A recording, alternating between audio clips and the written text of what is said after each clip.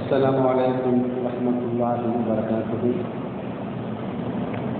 الحمد لله رب العالمين، والصلاة والسلام على رسول الله سيدنا محمد وعلى آله وصحبه أجمعين، أما بعد. قال الله تعالى في القرآن العظيم: أعوذ بالله من الشيطان الرجيم، بسم الله الرحمن الرحيم. ربنا اغفر لنا ولإخواننا الذين سبقونا بالإيمان، صدق الله العظيم. وقال النبي صلى الله عليه وسلم: السلام عليكم يا أهل القبور، يغفر الله لنا ولكم، أنتم سلفنا ونحن بالأسد، أو كما قال عليه الصلاة والسلام. அல்லாஹு தஆலா நாம் செய்த பாவங்களை எல்லாம் மன்னிப்பானாக.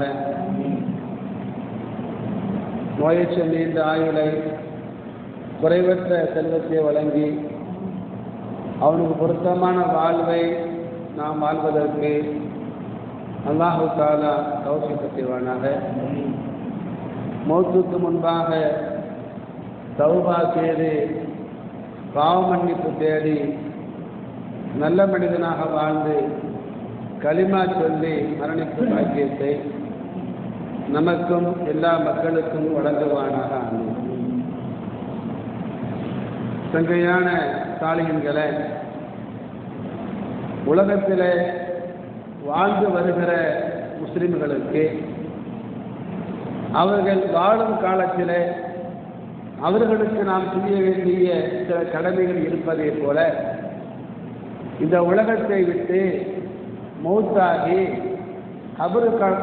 கபர்ஸ்தானுக்கு சென்று கபரிலே வாழக்கூடிய அந்த கபராளிகளுக்கு நாம் செய்ய வேண்டிய சில கடமைகள் என்று சில கடமைகள் உண்டு. அதை பற்றித்தான் இன்றைய பயானிலே நாம் பேச போகிறோம்.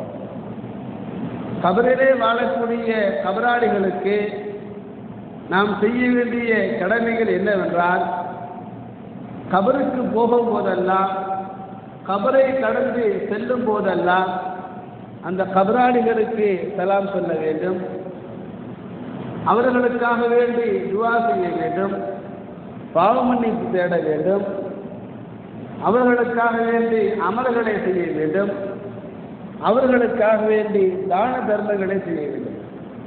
இந்த எல்லா காரியங்களுமே மௌத்தாகிவிட்ட மக்களுக்கு நாம் செய்ய வேண்டிய கடமைகளாக இருக்கிறது.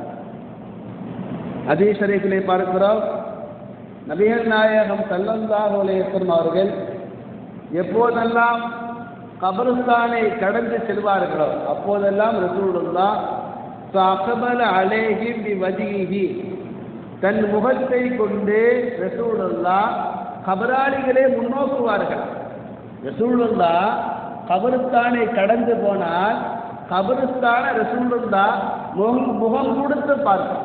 ரசூலுல்லாஹ் முகம் கொடுத்து கபராளிகளை காண்பார்களா?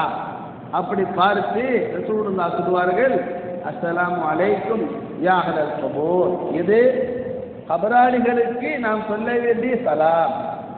நமக்கு மத்தியிலே நாம் சலாம் சொல்லும் பொழுது அஸ்ஸலாமு அலைக்கும் அவ்வளவுதான் சொல்லுவோம். கபராளிகளுக்கு சலாம் சொல்லும் பொழுது அஸ்ஸலாமு அலைக்கும் சொன்னா பத்தாது, அஸ்ஸலாமு அலைக்கும் யா அஹ்லல் குபூர். ரசூலுல்லாஹ் சொல்லுவாங்க, கபராளிகளே உங்களுக்கு அல்லாஹ்வுடைய சலாம் உண்டாகட்டுமாக. அதற்கு பிறகு ரசூலுல்லாஹ் சொல்லுவாங்க, யக்ஃபிருல்லாஹு லனா வலக்கும், அல்லாஹ் எங்கள் பாவங்களையும் உங்கள் பாவங்களையும் அல்லாஹ் மன்னிப்பானாக. அன்தும் சலபுனா வனானு பில் அஸர், நீங்கள் முன்னால் போனீர்கள், நாங்கள் உங்களுக்கு பின்னால் வரப்போகிறோம் என்பதாக ரசூலுல்லாஹ் கபராளிகளுக்கு சலாம் சொல்லுவாங்க. நண்பர்களே, கொஞ்சம் யோசித்து பாருங்கள், எத்தனை முறை நாம் கபருஸ்தானை கடந்து போகிறோம், எத்தனை தடவை கபருஸ்தானை தாண்டி போகிறோம் ஒரு நாளைக்கு.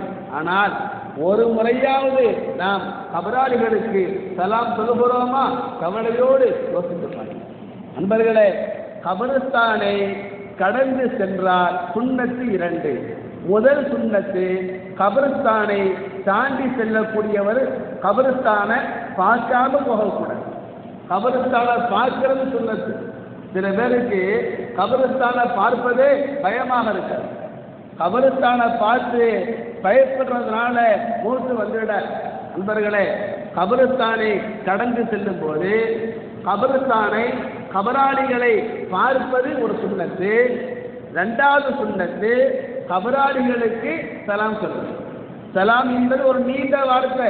இதை முழுமையாக இந்த துவாவை உங்களுக்கு ஓத தெரியாவிட்டால் குறைந்தபட்சம் கபரை நாம் கடந்து செல்லும் போது கபராளிகளை பார்த்து அஸ்ஸலாமு அலைக்கும், கபராளிகளே உங்களுக்கு சலாம் உண்டாகட்டுமாக என்ற வார்த்தையாவது சொல்வது நமக்கு நபியினுடைய சுன்னத்தாக இருக்கு. நண்பர்களே, இறந்து போன குடும்பத்தார்களை, முன்னோர்களை கபருஸ்தானுக்கு சென்று ஜியாரத்து செய்வது, சந்திப்பது நபியினுடைய சுன்னத்து மட்டுமல்ல, சஹாபாக்களுடைய சுன்னத்தாகவும் இருக்கிறது. அன்னை ஃபாத்திமா ரலியல்லாஹு அன்ஹா அவர்கள் கானத் தஸூரு கபர அம்மிஹா ஹம்ஸத குல்ல ஜும்அத்தின், ரசூலுல்லாஹ்வுடைய சாச்சா, அன்னை ஃபாத்திமாவுக்கு சாச்சா ஹஜ்ரத் ஹம்ஸா. ஹஜ்ரத் ஹம்ஸா அவர்கள் போர்க்களத்தில் கொல்லப்பட்டு வஃபாத்தான பின்பு அன்னை ஃபாத்திமா அவர்கள் வாரம் வெள்ளிக்கிழமை நபியினுடைய சாச்சாவான அவர்களுடைய சாச்சாவான ஹஜ்ரத் ஹம்ஸா அவர்களை பாத்தியமனாகி வார வெள்ளிக்கிழமை அவங்களுடைய கபருஸ்தானுக்கு போய் அவங்களுக்காக துவா செய்திருக்கிறார்கள். காட்சி என்ற கிதாபிலே நாம் பார்க்கிறோம். அதே போல அன்னை ஆயிஷா ரலியல்லாஹு அன்ஹா அவர்கள் ரசூலுல்லாஹ்வுடைய வஃபாத்துக்கு பின்னால ரசூலுல்லாஹ்வுடைய கபருஸ்தானுக்கு போய் ரசூலுல்லாஹ்வுடைய மனைவியான அன்னை ஆயிஷா ரசூலுல்லாஹ்வுக்கு கபருஸ்தான்ல போய் சலாம் சொல்லி இருக்கிறாங்க, துஆ செஞ்சாங்க. அதே போல நபியினுடைய மௌத்துக்கு பின்னால ஹஜ்ரத் அபூபக்கர் சித்திக் அவர்கள் வஃபாத்தானார்கள். ஹஜ்ரத் அபூபக்கர் சித்திக் அன்னை ஆயிஷாவுடைய தந்தையான அபூபக்கர் ரலியல்லாஹு அன்ஹு அவர்கள் வஃபாத்தாகி ரசூலுல்லாஹ்வுக்கு பக்கத்துல அவங்க அடக்கம் செய்யப்பட்டாங்க. அதற்கு பிறகு ஆயிஷா அம்மா ரசூலுல்லாஹ்வையும் தன்னுடைய தந்தையான அபூபக்கர் சித்திக் அவர்களையும் கபருஸ்தானுக்கு சென்று சந்தித்து வந்தார்கள். அதற்கு பிறகு உமரே ஃபாரூக் ரலியல்லாஹு அன்ஹு அவர்கள் வஃபாத்தாகி ரசூலுல்லாஹ்வுக்கு பக்கத்துல அவங்க அடக்கம் செய்யப்பட்டாங்க. அதற்கு பிறகு கூட ஆயிஷா நாயகி கபருஸ்தானுக்கு போய் ரசூலுல்லாஹ், அபூபக்கர் சித்திக், ஹஜ்ரத் உமர் ரலியல்லாஹு அன்ஹும் இந்த 3 பேரையும் ஜியாரத்து செய்து துஆ கேட்டதாக, அவர்களுக்காக வேண்டி துஆ செய்து வந்ததாக நாம் ஹதீஸ் ஷரீஃபிலே பார்க்கிறோம். ஆக கபருஸ்தானுக்கு செல்வது நபி வழி, கபராளிகளுக்காக துஆ செய்வது நபி வழி மட்டுமல்ல, சஹாபாக்களுடைய வழியாகவும் இருக்கிறது. நண்பர்களை மாத்திரமல்ல, கபருஸ்தானுக்கு செல்வதும் கபராளிகளுக்கு சலாம் சொல்லுவது மாத்திரம் போதாது. மாறாக கபராளிகளுக்காக வேண்டி நமக்கு தெரிந்த சூறாக்களை ஓதி துஆ செய்வதும் நபியால் காட்டப்பட்ட நமக்கு நல்ல நடைமுறையாக இருக்கும். ஹதீஸ் ஷரீஃபிலே நாம் பார்க்கிறோம். தஃசீருல் மல்ஹரி என்ற தஃசீர் கிதாபிலே வரக்கூடிய ஒரு ஹதீஸ். ரசூலுல்லாஹ் சொன்னாங்க, மன் தகலல் மகாபிர சும்ம கரஹ ஃபாத்திஹத்துல் கிதாப் வ குல் ஹுவல்லாஹு அஹத் வ அல்ஹாக்கும் முத்தகாசுர் சும்ம கால இன்னி ஜஅல்து ஸவாப மா கரஅது மின் கலாமிக லிஅஹ்லில் மகாபிரி மினல் முஃமினீன வல் முஃமினாத்தி கானூ ஷுஃபஹாஅ லஹு இலல்லாஹ். ஒரு மனிதன் கபருஸ்தானுக்கு போய் முதலில் அல்ஹம்து சூரா, அதற்கு பிறகு குல் ஹுவல்லாஹு, அதற்கு பிறகு அல்ஹாக்கும் முத்தகாசுர், இந்த 3 சூறாக்களையும் ஓத வேண்டும். இந்த ஹதீஸில் இந்த 3 சூறாக்கள் மட்டும் சொல்லப்பட்டிருக்கிறது. குலாவுல் பரப்பில் பழத்தும் ஓதலாம், குலாவுல் பரப்பில் நாசும் ஓதலாம்.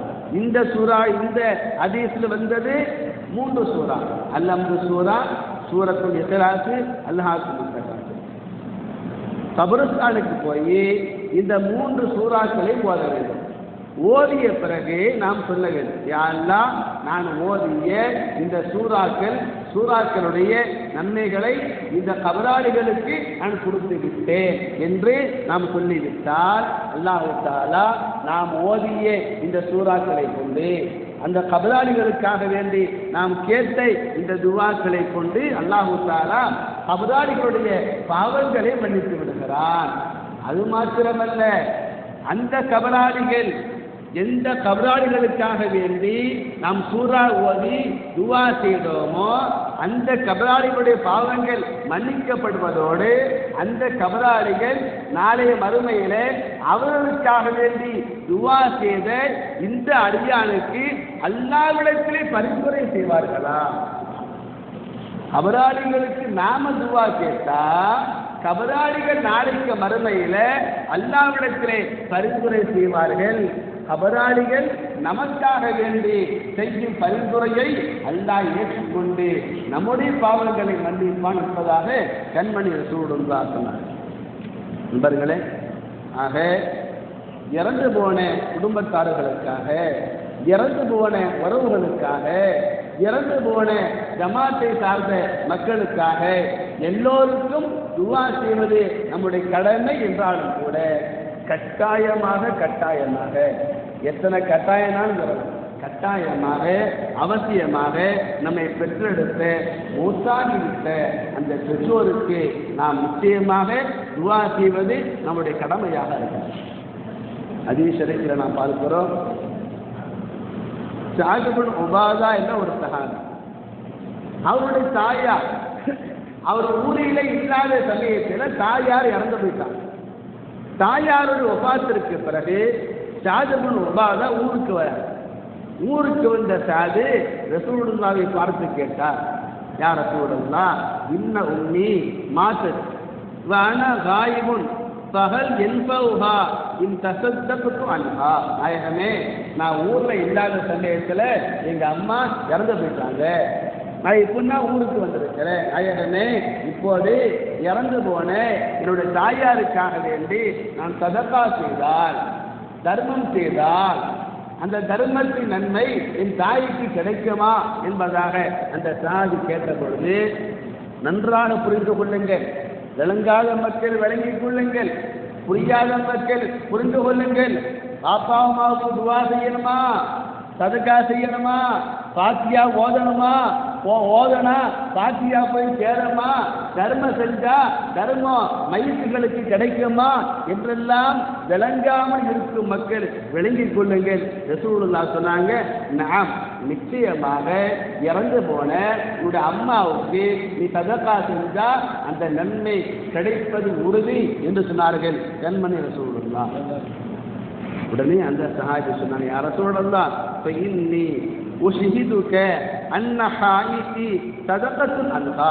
நாயகமே, எனக்கு ஒரு தோட்டம் இருக்கிறது, அந்த தோட்டத்தை என் அம்மாவுடைய என் தாயாருடைய மறுமைக்கு நன்மை சேர்க்க ஏழை எளிய மக்களுக்கு அந்த தோட்டத்தை நான் இப்போதே தர்மம் செய்கிறேன். நாயகமே, அதற்கு தாங்களே சாட்சியாக இருங்கள் என்பதாக அந்த சாதி. பெற்றெடுத்த அம்மாவுக்கு நம்ம 5 பைசா கொடுக்கறது இல்லை, வருஷத்துல ஒரு பாத்தியா ஓதுனா பத்தாது, நாள்தோறும் பெற்றெடுத்த மூத்தாகிவிட்ட தாய்க்கு தர்மம் செய்யணும், நாள்தோறும் பெற்றெடுத்த வஃபாத்தாகிவிட்ட பாப்பாவுக்காக நாம தர்மம் செய்யணும். அந்த சஹாபி பல லட்சம் மதிப்புடைய தோட்டத்தை, பல லட்சம் மதிப்புடைய அந்த தோட்டத்தை இறந்து போன அந்த அம்மாவுக்காக, அம்மாவுடைய மறுமைக்காக தர்மம் செய்த நிகழ்ச்சியை நாம் ஹதீஸ் ஷரீஃபில் பார்க்கிறோம். பெருமக்களே, எனவே வாய்ப்பு கிடைக்கும் போதெல்லாம் இறந்து போன பெற்றோருக்காக வேண்டி நாம் தனியாக தர்மம் செய்யணும். அத்தோடு ரசூலுல்லாஹ் இன்னொரு செய்தியை சொல்லிக் கொடுத்தாங்க. வஃபாத்தான வாப்பா அம்மாவுக்கு அவங்க பேர்ல அவங்களுக்காக நியத்து வச்சு நாம தனியாக தர்மம் செய்வதோட ரசூலுல்லாஹ் இன்னொரு செய்தியை நமக்கு சொல்லிக் கொடுத்தாங்க.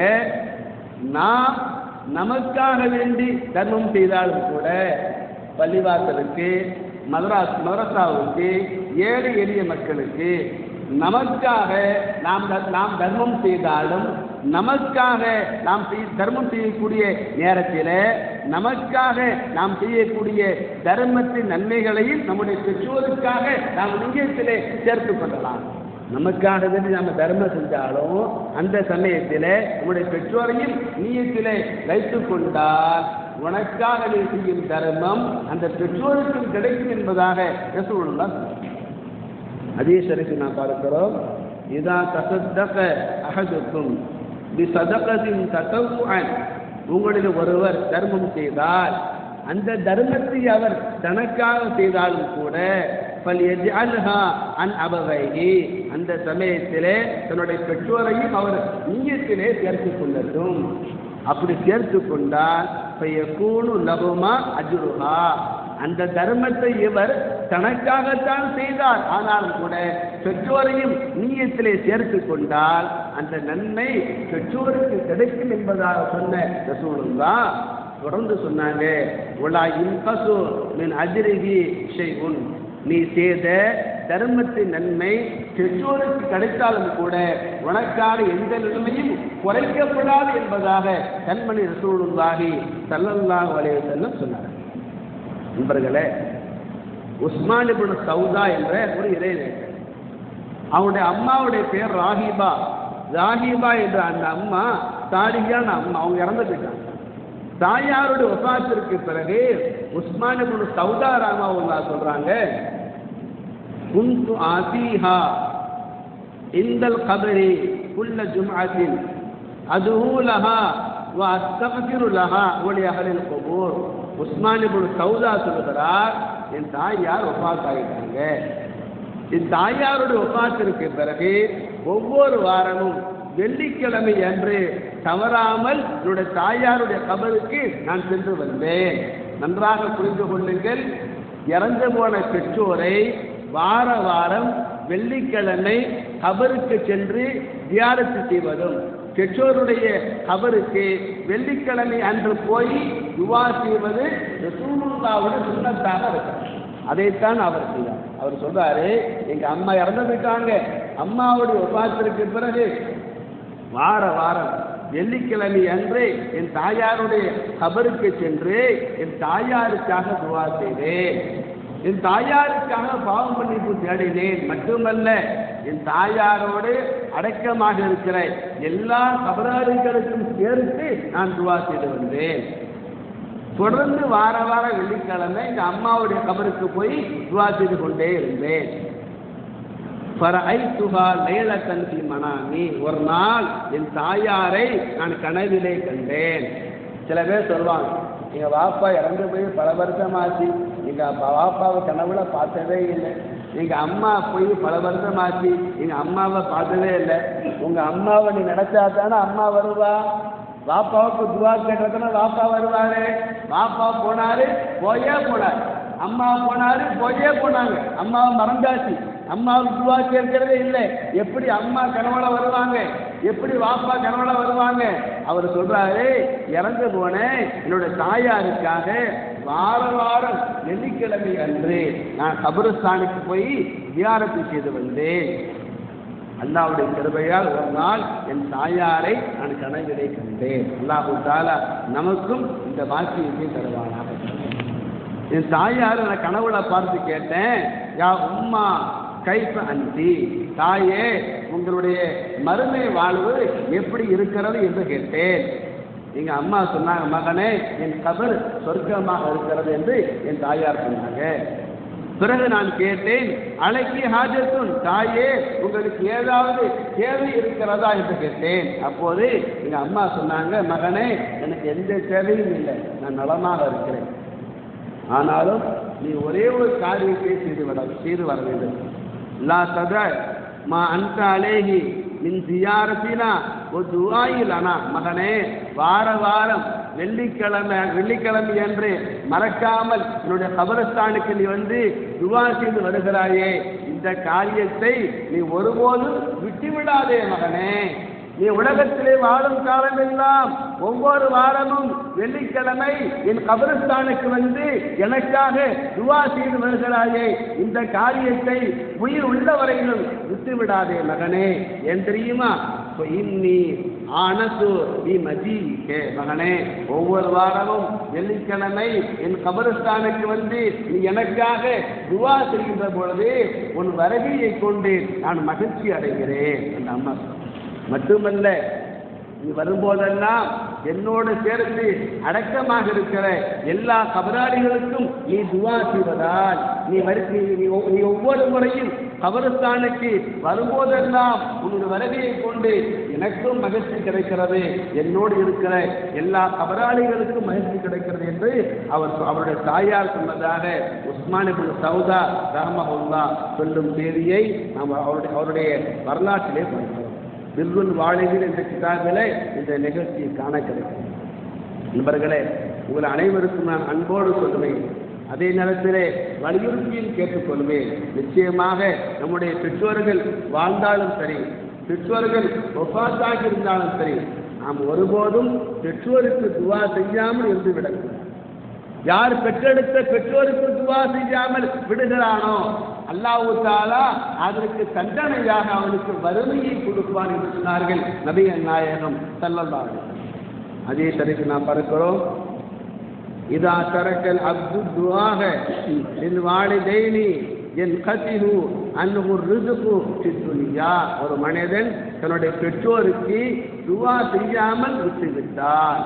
ஒரு பிள்ளை, ஒரு மகன், ஒரு மகள் தன்னை பெற்றெடுத்த பெற்றோருக்கு துவா கேட்காமல் விட்டுவிட்டால் அல்லாஹ் தஆலா அந்த அடியானுக்கு தரக்கூடிய ரிஸ்கை அல்லாஹ் தடுத்துக் கொள்ளுகிறான். அவனுக்கு அல்லாஹ் செய்யக்கூடிய உதவியை அல்லாஹ் தஆலா நிறுத்திக் கொள்ளுகிறான் என்பதாக ரசூலுல்லாஹ். எந்த பிள்ளை பெற்றோருக்கு துவா செய்யவில்லையோ அந்த பிள்ளைக்கு அல்லாஹ் கொடுக்கும் தண்டனை வறுமையை பரிசாக தருவான் என்பதாக அருமை ரசூலுல்லாஹ் சொன்னார். நண்பர்களே, ரூஹுல் பயான் கிதாபில் இந்த ஹதீஸை இப்னு மாஜா கிதாபில் ஒரு ஹதீஸ் வருகிறது. இன்னர் ரஜுல ல துர்ஃபஹு தரஜத்துஹு ஃபில் ஜன்னah.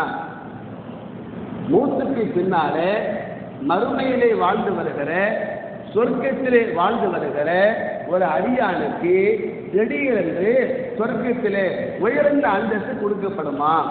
அப்போது அந்த அடியான ஆச்சரியப்பட்டு அல்லாஹ்விடத்தில் கேட்பானாம், அன்னா ஹாதா யா அல்லாஹ், நீ எனக்கு சொர்க்கம் தந்ததே பெருசு, திடீரென்று சொர்க்கத்தில் எனக்கு உயர்ந்த அந்தஸ்தை தந்திருக்கிறாயே, இந்த உயர்ந்த அந்தஸ்து எனக்கு சொர்க்கத்திலே எப்படி கிடைத்தது என்று அந்த அடியான் கேட்பான்.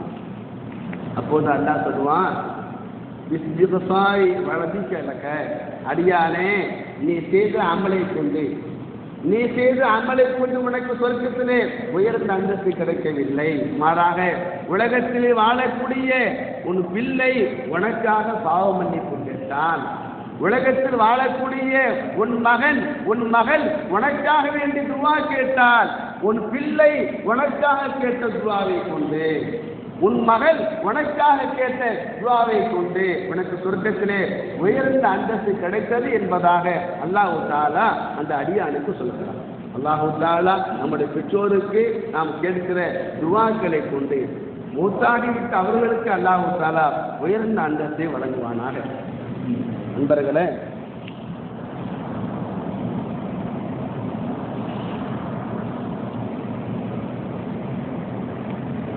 காலம் சென்ற பெற்றோர்களுக்கு துவா செய்வது நமக்கு கடமையாக இருக்கு. ஏன் தெரியுமா? மூத்தாகிவிட்ட அந்த பெற்றோர்கள், மூத்தாகிவிட்ட அவர்களால் இனிமேல் அவர்களால் எந்த துவாவும் செய்ய முடியாது. ஒரு கபராளி தனக்கு துவா செய்ய முடியுமா? ஒரு கபராளி தனக்கு அமல் செய்ய முடியுமா?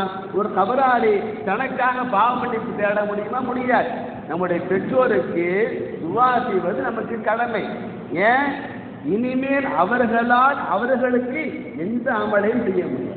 ஆனால் ஒஃபாத்தாகிவிட்ட பெற்றோருக்கு, ஒஃபாத்தாகிவிட்ட குடும்பத்தார்களுக்கு நாம அமல் செய்ய முடியும். அவர்களுக்காக நாம துவா செய்ய முடியும். அவங்களுக்காக நாம தான தர்மங்களை செய்ய முடியும். நபிகள் நாயகம் ஸல்லல்லாஹு அலைஹி வஸல்லம் சொன்னாங்க, மல் மையித்து ஃபில் கபரி இல்லா கல் கரீகில் முத்தகவ்விஸ் யன்தபிரு தஅவத்தன் தல்ஹகுஹா மின் அபின் அவ் உம்மின் அவ் அகின் அவ் சதகத்தின். கபரிஸ்தானிலே வாழக்கூடிய ஒவ்வொரு மனிதனும் எதிர்பார்க்கிறான், ஏங்குகிறான். ஒவ்வொரு கபராளியும் ஏங்குகிறான், ஒவ்வொரு கபராளியும் எதிர்பார்க்கிறான். எதை எதிர்பார்க்கிறான்? உலகத்திலே வாழக்கூடிய தன் பாப்பா தனக்காக வேண்டி நன்மையை அனுப்ப மாட்டாரா? உலகத்தில் வாழும் என் தாயார் எனக்காக துஆ செய்ய மாட்டாங்களா? உலகத்திலே வாழும் என் சகோதரன் என் நண்பன் எனக்காக வேண்டி தான தர்மங்களை செய்ய மாட்டாரா? உலகத்திலே வாழக்கூடிய சகோதர முஸ்லிம் எனக்காக வேண்டி ஏதாவது நன்மையை அனுப்பி தர மாட்டானா என்று ஒவ்வொரு கபராளியும் இயங்குகிறார், ஒவ்வொரு கபராளியும் தவிக்கிறார். ரசூலுல்லாஹ் உதாரணம் சொன்னாங்க, வெள்ளத்திலே மூழ்கக்கூடிய ஒரு அடியான், வெள்ளத்திலே மூழ்கக்கூடிய ஒரு மனிதன், நம்மை யாராவது வந்து காப்பாற்றி கரை சேர்க்க மாட்டார்களா என்று வெள்ளத்திலே மூழ்கக்கூடிய ஒருவன் தன்னை யாராவது காப்பாற்ற மாட்டார்களா என்று அவன் ஏங்குவதை போல, எதிர்பார்ப்பதை போல ஒவ்வொரு கபராளியும் துஆவுக்காக நம்முடைய நன்மைக்காக ஏங்குகிறார்கள் என்று சொன்னார்கள் ஏஞ்சல் நபி ஸல்லல்லாஹு அலைஹி வஸல்லம். ஃபைதா லஹிகத்துஹு கானத் அஹப்ப இலைஹி மினத் துன்யா வமா ஃபீஹா. கபராளிகளுக்காக வேண்டி நாம் ஏதாவது நன்மையை அனுப்பிவிட்டால் அந்த கபராளிகள் சந்தோஷப்படுறாங்க, பிரியப்படுறாங்க. இந்த அளவுக்கு முழு உலகமும் அவர்களுக்கு கிடைப்பதை விட அதிகமான பிரியம் அவர்களுக்கு நாம் அனுப்புகிற நன்மையால் கிடைக்கிறது என்று சொன்னார்கள் கண்மணி ரசூலுல்லாஹி ஸல்லல்லாஹு அலைஹி வஸல்லம். நண்பர்களே, பைஹகி என்ற கிதாபிலே இந்த ஹதீஸை நாம் பார்க்கிறோம். எனவே மட்டுமல்ல, உஸ்துல் காபா என்ற கிதாபில் வரக்கூடிய ஒரு அழகான ஒரு செய்தி. ஒரு நாள் ஒரு சஹாபி ரசூலுல்லாஹ் வந்து சொன்னாங்க, நாயகமே எங்க அம்மா இறந்து போயிட்டாங்க, இறந்த போன என்னுடைய தாயாருக்காக வேண்டி நான் தர்மம் செய்ய வேண்டும் என்ற நிய்யத்து வைத்து ஒரு பொருளை தயாராக வைத்திருந்தேன். இறந்து போன என் தாயாருக்கு தர்மம் செய்வதற்காக நான் வைத்திருந்த அந்த பொருள் காணாமல் போய்விட்டது, அல்லது வீணாகிவிட்டது. இப்போது நான் என்ன செய்வேன்? எங்கள் அம்மா இறந்து போயிட்டாங்க, அவங்களுக்கு தர்மம் செய்வதற்காக ஒரு பொருளை வச்சிருந்தேன், அந்த பொருள் காணாமல் போனது அல்லது அது வீணாகி விட்டது, நான் இப்போது என்ன செய்வது என்பதாக அந்த சஹாபி கேட்டபோது ரசூலுல்லாஹி ஸல்லல்லாஹு அலைஹி வஸல்லம் சொன்னாங்க, ரத்தல்லாஹு அலைக்க மாலக, உன்னுடைய தாயாருக்காக வேண்டி நீ செலவு செய்வதற்காக, இறந்து போன தாயாருக்கு தர்மம் செய்வதற்காக நீ வைத்திருந்த பொருள் காணாமல் போனதாக சொல்கிறாய், அல்லாஹு தஆலா நிச்சயமாக அந்த பொருளை உனக்கு திரும்ப தருவான் என்பதாக சொல்லுவார். நீ யோசிச்சு பார்க்கணும், நல்ல விளங்கணும். அவர் தாயாருக்காக தர்மம் செய்யல, இறந்து போன தாயாருக்கு தர்மம் செய்வதற்காக ஒரு பொருளை வச்சிருந்தார், அந்த பொருள் காணாமல் போச்சு. ரசூலுல்லாஹ் சொல்றாரு, ரசூலுல்லாஹ் சொன்னாங்க, அந்த பொருள் காணாமல் போயிருந்தாலும் கூட பெற்றெடுத்த தாயாருக்கு தர்மம் செய்ய வேண்டும் என்று நினைத்தாயே, அதற்காக வேண்டி அல்லாஹ் தஆலா அந்த பணத்தை அந்த பொருளை உனக்கு திரும்ப தருவான் என்பதாக சொன்னாங்க. நீங்க யோசிச்சு பார்க்கணும், பெற்றெடுத்த தாயாருக்காக, இறந்து போன தாயாருக்காக தர்மம் செய்ய நினைத்ததற்கு அல்லாஹ் தஆலா செல்வத்தை தருகிறான் என்று சொன்னால், இறந்து போன பாப்பாவுக்கு தர்மம் செஞ்சா, இறந்து போன அம்மாவுக்கு தர்மம் செஞ்சா, பெற்றெடுத்த பெற்றோர் இறந்து போன பிறகு அவருக்காக வேண்டி எந்த பிள்ளை செலவு செய்கிறானோ அந்த செல்வத்தை அல்லாஹ் தஆலா அந்த பிள்ளைக்கு திரும்பவும் கொடுக்கிறான் என்பதை இந்த ஹதீஸின் வழியாக நாம் புரிந்து கொள்கிறோம். ரசூலுல்லாஹ் சொன்னாங்க, கபீல சதகத்தக்க, இறந்து போன தாயாருக்கு தர்மம் செய்வதற்காக நீ வைத்திருந்த பொருள் காணாமல் போனதாக நீ சொல்லுகிறாய், ஆனாலும் கூட நீ தர்மம் செய்ய வேண்டும் என்று நினைத்தாயே, அதற்காக வேண்டியே அந்த நன்மை உன் தாயாருக்கு கிடைத்து விட்டது, உன் தர்மத்தை அல்லாஹ் ஏற்றான் என்பதாக அருமைய ரசூலுல்லாஹ் சொன்னார். நண்பர்களே, நபிகள் நாயகம் ஸல்லல்லாஹு அலைஹி வஸல்லம் ஒரு ஹதீஸ்ல சொன்னாங்க, லா யரா வஜ்ஹி ஸலாஸத்து அக்வாமின், மூன்று கூட்டத்தார் நாயகம் சொன்னார், மூன்று கூட்டத்தார்கள் நாளை கியாமத் நாளையிலே என் முகத்தை பார்க்க முடியாது. மூணு கூட்டம், அந்த மூணு கூட்டத்தார்கள் நாளை மறுமையிலே என் முகத்தை காண முடியாது. அல்லாஹ் பாதுகாக்க. மறுமையில ரசூலுல்லாஹ் பார்க்காட்டா அல்லாஹ் பார்க்க முடியாது, மறுமையில ரசூலுல்லாஹ் பார்க்காட்டா சொர்க்கத்தை பார்க்க முடியாது. அந்த ரசூலுல்லாஹ் சொன்னாங்க 3 கூட்டத்தார்கள் நாளை மறுமையில என்னை காண முடியாது. அதிலே ஒருவர் அல் ஆஃபு திவாலி தேவி, எந்த பிள்ளை பெற்றெடுத்த பெற்றோருக்கு நோவினை செய்தானோ அந்த பிள்ளை மறுமையிலே என்னை பார்க்க முடியாது என்பதாக பாச நபிகள் ஸல்லல்லாஹு அலைஹி வஸல்லம் யோசித்து பாருங்கள். நண்பர்களே, தயவு செய்து உங்கள் பெற்றோர் ஹயாத்தாக இருந்தால், வாப்பா ஹயாத்தாக இருந்தால், உம்மா ஹயாத்தாக இருந்தால் வாப்பாவுக்கு தொல்லை கொடுத்து விட வேண்டாம், தாயாரை கஷ்டத்தில் ஆற்றி விட வேண்டாம். உங்கள் பெற்றோருக்கு நீங்கள் தொல்லை கொடுத்து விட்டால் மறுமையிலே ரசூலுல்லாஹை காண பாக்கியம் கிடைக்காது. அல்லாஹ் நம்மை பாதுகாப்பான. ஸல்லல்லாஹு அலைஹி வஸல்லம் இன்னொரு ஹதீஸ்ல சொன்னாங்க, இன்னர் ரஜுல ல யமூது வாலிதாஹு வஹுவ ஆக்குல் லஹுமா ஃபயதுஹு லஹுமா மின் பாதி மமாதிஹிமா ஃபயக்துபுஹு அல்லாஹு மினல் பார்ரி. உலகத்துல நம்ம வாழ்ந்த காலத்தில் சில சமயத்தில் தெரிஞ்சோ தெரியாமலோ வாப்பாவுக்கு சொல்லப்படுறோம், வாப்பாவுக்கும் கஷ்டப்படுத்துகிறோம். நம்மால் தொல்லை கொடுக்கப்பட்ட, நம்மால் நோவினை செய்யப்பட்ட பெற்றோர் ஹயாத்தாக இருந்தால் மன்னிப்பு கேட்கலாம், இறந்து போயிட்டா என்ன செய்யறது? நம்ம எப்படியோ தெரிந்தோ தெரியாமலோ உலகத்தில் வாழ்ந்த காலத்தில் நம்முடைய பெற்றோருக்கு தெரிந்தோ தெரியாமலோ சில கஷ்டங்களை சில சிரமங்களை நாம் கொடுத்திருக்கலாம். அதற்கெல்லாம் என்ன பகரம் ரசூலுல்லாஹ் அதைத்தான் இந்த ஹதீஸில் சொல்றாங்க. ஒரு பெற்றோர், எந்த பெற்றோர் அந்த பெற்றோருக்கு பிள்ளை தொல்லை கொடுத்த நிலையிலே எந்த பெற்றோர் இறந்து போனார்களோ அந்த பெற்றோருக்கு அந்த பிள்ளை செய்ய வேண்டிய பகரம் என்ன தெரியுமா? எந்த மகன் வாழ்ந்த காலத்தில் தன்னுடைய பெற்றோருக்கு நோவினை செய்தானோ அந்த மகன் அந்த தந்தைக்கு அந்த தாயாருக்கு செய்ய வேண்டிய பகரம் என்னவென்றால் ஒஃபாத்தாகிவிட்டு அவர்களுக்காக வேண்டி அல்லாஹ்விடத்திலே துஆ செய்யணும். அப்படி துஆ செய்து விட்டால் வாழ்ந்த காலத்திலே பெற்றோருக்கு நாம் செய்த தீங்குகளை அல்லாஹ் தஆலா மன்னித்து விடுகிறான். மட்டுமல்ல, எந்த பிள்ளை பெற்றோருடைய வஃபாத்திற்கு பின்னாலே பெற்றெடுத்த பெற்றோருக்காக வேண்டி துஆ செய்வானோ அந்த பிள்ளையை அல்லாஹ் தஆலா வாழ்ந்த காலத்திலே அவர்களுக்கு அவர் கொடுத்த தொல்லைகளை மன்னித்து பெற்றோர்களுக்கு உபகாரம் செய்த நல்ல பிள்ளைகள் கூட்டத்தை அல்லாஹ் தஆலா அவன் பேரை சேர்த்துக் கொள்வான் என்பதாக நபிகள் நாயகம் ஸல்லல்லாஹு அலைஹி வஸல்லம் சொல்லியிருக்கிறார். நண்பர்களே, வரக்கூடிய வியாழக்கிழமை இன்ஷா அல்லாஹ் பராத்துடைய இரவாக இருக்கிறார். வரக்கூடிய வியாழக்கிழமை வியாழன் மாலை வெள்ளி இரவு புனிதமான பராத்துடைய இரவாக இருக்கிறார். அந்த பராத்துடைய இரவிலே அல்லாஹ்வை நாம் ஒன்று வணங்குவது, சொல்வது, துஆ செய்வது நபி வழியாக இருக்கிறது. அத்தோடு பராத் இரவென்று கபர்ஸ்தானுக்கு சென்று நம்முடைய முன்னோர்களுக்காக குடும்பத்தாரர்களுக்காக வேண்டி பராத் இரவிலே தியாரத்தை செய்வதும் நபியால் நமக்கு கற்றுத்தரப்பட்ட ஒரு சுன்னத்தாக இருக்கிறது. அந்த விஷயத்தை அடிப்படையாக வைத்துத்தான் அந்த பராத் அன்று நாம் செய்ய வேண்டிய தியாரத்தினுடைய சிறப்பை நீங்கள் புரிந்து கொள்ள வேண்டும் என்பதற்காக வேண்டித்தான் இந்த தலத்தை நாம் இந்த வாரம் தேர்வு செய்தோம். எனவே வரக்கூடிய பராத் இரவிலே இன்ஷா அல்லாஹ் எல்லோரும் பள்ளிவாசலுக்கு வந்து தொழுகையிலே கலந்து கொள்ள வேண்டும். அதே போல முன்னோருக்காக வேண்டி நம்முடைய முன்னோர்களுக்காக வேண்டி கேட்கக்கூடிய கபரு தியாரத்திலும் அனைவரும் பங்கெடுத்துக் கொள்ள வேண்டும். அல்லாஹ் தஆலா காலம் சென்ற பெற்றோர்களுக்கு முன்னோர்களுக்கு அல்லாஹ் தஆலா பாவங்களை மன்னிப்பானாக. அவர்களுக்காக வேண்டி நாம் செய்யக்கூடிய துஆக்களை அல்லாஹ் தஆலா கபூல் செய்வானாக. ஆமீன் யா ரப்பல் ஆலமீன். வ ஆகிரு தஅவானா அனில் ஹம்துலில்லாஹி ரப்பில் ஆலமீன். அஸ்ஸலாமு அலைக்கும் வரஹ்மத்துல்லாஹி வபரகாத்துஹு.